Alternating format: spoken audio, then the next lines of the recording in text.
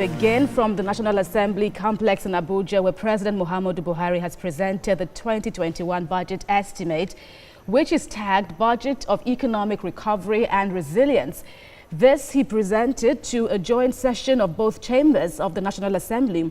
The proposed budget is predicated on a deficit of 5.16 trillion naira and will be partly financed by a loan package of 4.28 trillion naira.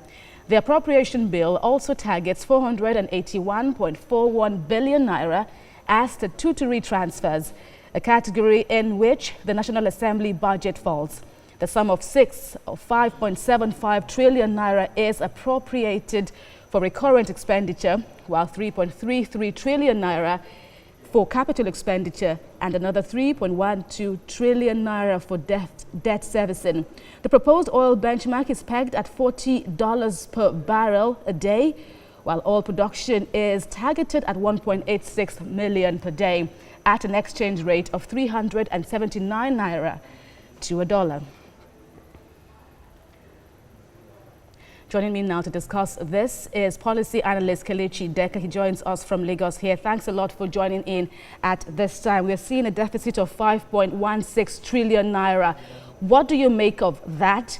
And how do you expect the National Assembly to pass this budget before the end of the year, as they say?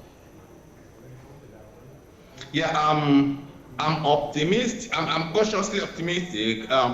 Expecting them to do what is necessary, to do the needful, to be able to push it through before the end of the year, so that we can start January on a clean slate and focusing on the budget. But also you have to look at what happens to the 2020 budget, the level of implementation. What lessons have we learned from there to be able to move forward to 2021 budget? But when you're looking at a budget presently that you have 5.7 trillion for recurrent expenditure, and you have 3.33 trillion for capital expenditure and 3.1.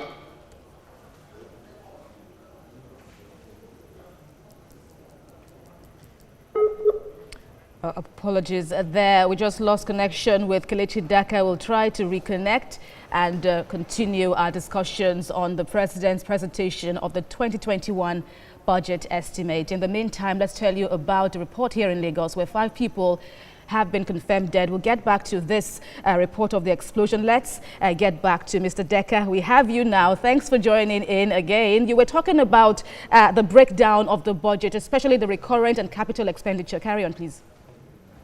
Yeah. Because if you look at the revenue base, the revenue base is very, very shaky. I mean, where are we going to get the money? But the thing is that you still and there are a lot of externalities that might likely determine whether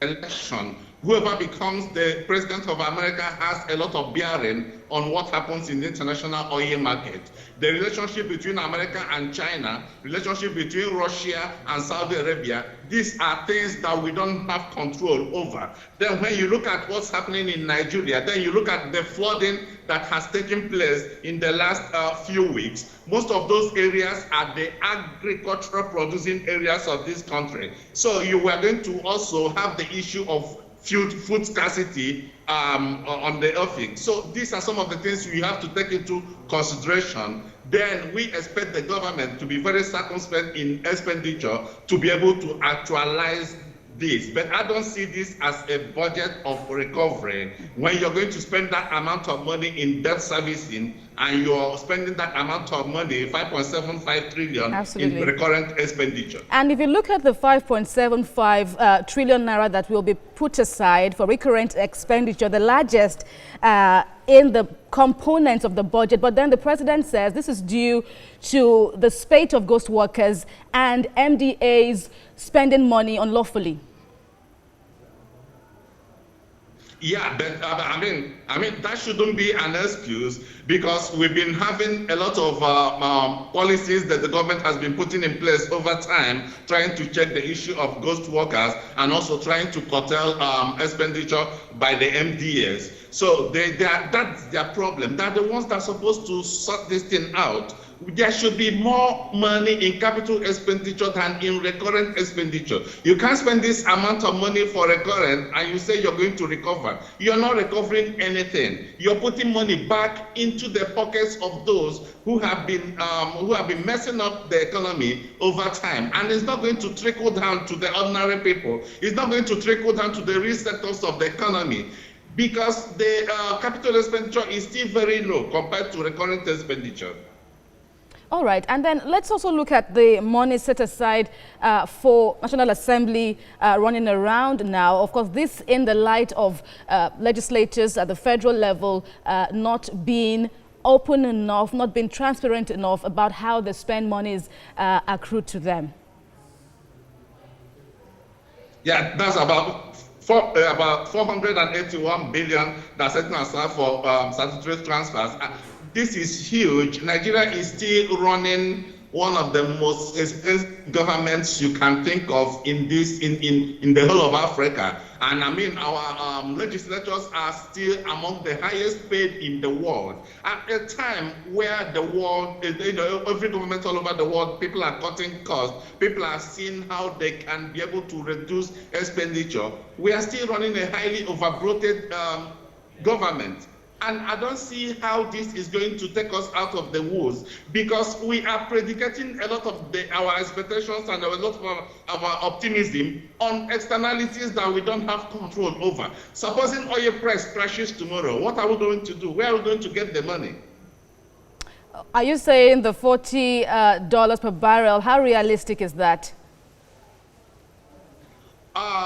It might go up, it might come down, because it all depends on a lot of variables. And some of these variables are not something you can just hold on to. It might go up depending on what happens with the United States election, what happens with the fracking, and what happens whether OPEC will be able. Because look now, the budget is planned based on 1.8 million barrels per day production, but you also know that we have an OPEC cap on Nigeria that places us that we should produce only 1.4 billion per day. We've been struggling to be able to meet that that quota.